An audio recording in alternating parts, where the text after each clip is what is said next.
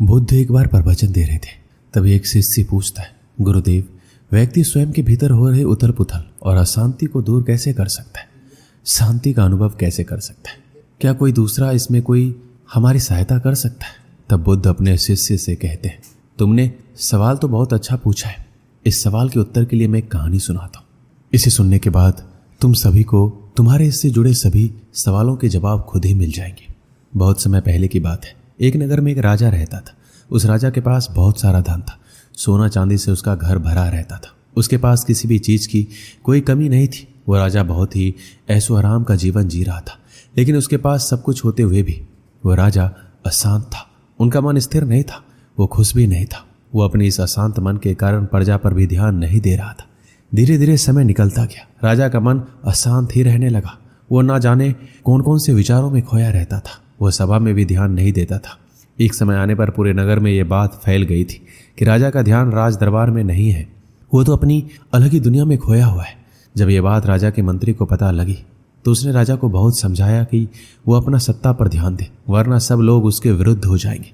राजा अपने मंत्री से कहता है कि मैं चाहता तो हूँ कि मैं अपने कामकाज में, अपने राजकाज में व्यस्त रहूं, लेकिन मेरा मन राजकाज में लगता ही नहीं है। हमेशा बेचैन रहता है। राजा की बात सुनकर मंत्री राजा से कहता है, यदि आप अंदर से इतने उदास हैं, परेशान हैं, आपका मन बेचैन है, तो मैं आपको इसका एक उपाय बताता हूँ। ये उपाय जरूर काम करेगा। राजा पूछते हैं, कैसा उपाय? तब मंत्री कहते हैं, हमारे नगर के इस राज्य में एक महात्मा अपनी कुटिया बनाकर रहते हैं। वो महात्मा बहुत ही विद्वान है। दूर दूर से लोग उनके पास अपनी समस्या का हल निकलवाने के लिए आते हैं। आप भी उनके पास जाकर उनसे अपनी समस्या के बारे में बात करो। वो क्या कहते हैं उस पर ध्यान दो, आपका हल अवश्य मिलेगा। राजा मंत्री की बात सुनकर अगले दिन सुबह सुबह ही जंगल की तरफ चल दिया। किसी से कुछ भी नहीं कहते। वो जंगल में पहुंचने के बाद जैसे जैसे मंत्री ने बताया था उसी रास्ते पे चलते गए और महात्मा के पास पहुंच गए। वो वहां जाकर देखते हैं कि महात्मा अपनी कुटिया के बाहर एक पेड़ की ठंडी छाया में विश्राम कर रहे थे और उनके आसपास कोई भी नहीं था। राजा महात्मा के पास जाते हैं और उन्हें प्रणाम करते हैं। राजा को देखकर महात्मा जी कहते हैं, कहिए राजन, यहाँ आना कैसे हुआ? तब राजा महाराज जी के समक्ष आकर उससे कहते हैं कि महाराज जी, मैं एक राजा हूँ और मेरे पास सब कुछ, धन दौलत, ऐशो आराम, सोना चांदी से मेरा महल भरा पड़ा है। मेरे पास किसी भी चीज़ की कोई कमी नहीं है, लेकिन फिर भी मैं भीतर से बहुत बेचैन हूँ। समझ ही नहीं आता ऐसा क्यों है। आप ही मुझे इस समस्या का समाधान बताइए।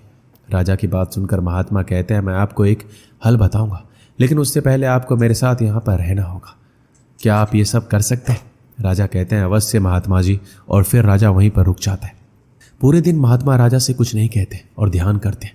ध्यान करने के बाद अपने अन्य कार्यों में व्यस्त हो जाते हैं। शाम को जब महात्मा जी के शिष्य आते हैं तब वो शिष्य भोजन की तैयारी करते हैं। फिर राजा के सामने भोजन लाते हैं। कहाँ राजा तरह तरह के पकवान खाने वाला उस थाली में सूखी भोजन को देखकर वह हैरान हो जाता है कि एक राजा इस भोजन को कैसे करेगा। वहीं दूसरी तरफ महात्मा के लिए अच्छी थाली में भोजन परोसा गया। वो भोजन सूखा भी नहीं था। ये सब देखकर राजा को अच्छा नहीं लगता है, पर वो कुछ नहीं कहता। वो थोड़ा सा भोजन खाकर बाकी भोजन को छोड़ देता है। अगले दिन सुबह सुबह ही राजा टहल रहा होता है। तब वो देखता है कि सभी शिष्य और महात्मा अपने कार्य में व्यस्त हैं। उसके बाद महात्मा अपने शिष्यों को शिक्षा देते, उपदेश देते हैं और उसके बाद वो नगर में ज्ञान देने के लिए निकल जाते हैं। फिर महात्मा राजा को अपने पास बुलाते हैं और कहते हैं, तुम मेरे साथ ध्यान करो। राजा तो यही प्रतीक्षा कर रहा होता है, महात्मा जी कब उसके सवाल का जवाब देंगे, लेकिन वो पहले ध्यान करने बैठ जाते हैं। महात्मा स्वयं तो पेड़ की ठंडी छांव में बैठते हैं और राजा को धूप में बैठने के लिए बोलते हैं। राजा थोड़ी देर धूप में बैठता है और उसकी हालात खराब हो जाती है। वो क्रोध में आ जाता है और फिर राजा क्रोध में आकर महात्मा से कहता है, आप अपना ध्यान कीजिए, मुझे अपना राज्य लौट जाना चाहिए।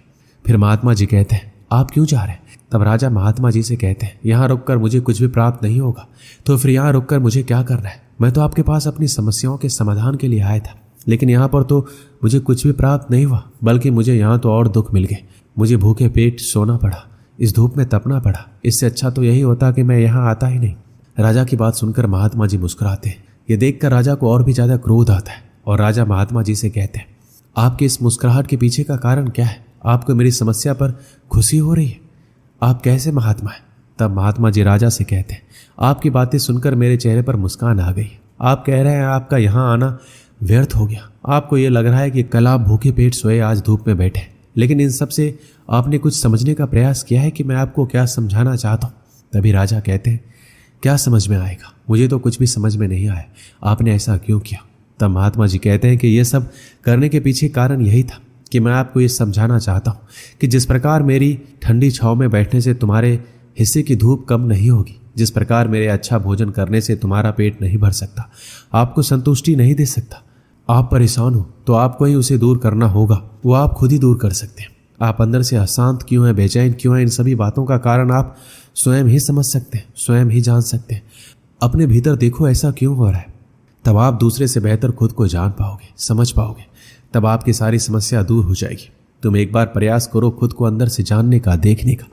महात्मा जी की ये बात सुनकर राजा को एहसास हो जाता है कि उसे खुद ही समझना होगा, तभी वो सत्य जान पाएगा और अंदर की परेशानी को दूर कर पाएगा। दूसरे के भरोसे कुछ भी नहीं हो सकता।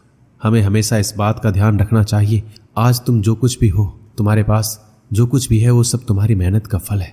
उसी तरह तुम साधना के द्वारा ही अपने भीतर शांति ला सकते हो। तुम्हें किसी और की आवश्यकता नहीं है, तुम खुद ही अपनी मेहनत और साधना से शांति प्राप्त कर लोगे। महात्मा जी की ये बात सुनकर राजा को सब कुछ समझ में आ जाता है और फिर महात्मा जी अपने किए हुए व्यवहार के लिए राजा से क्षमा मांगते हैं और फिर वह राजा वापस अपने महल लौट जाता है। फिर महात्मा जी अपने सभी शिष्यों से कहते हैं कि अब तुम्हें तुम्हारे सभी सवालों के उत्तर मिल गए होंगे। फिर महात्मा जी कहते हैं, मनुष्य खुद अपने आप को अच्छे से समझ सकता है, अपने आप को जान सकता है कि आखिर उसके अंदर क्या चल रहा है, किस वजह से वह अशांत है। मनुष्य जब अपने भीतर की अशांति को हटाकर भीतर की शांति को खोज लेता है तो वह अलग ही खुशी को महसूस करेगा। दोस्तों, इस वीडियो में बस इतना ही। मिलते हैं अगले वीडियो में।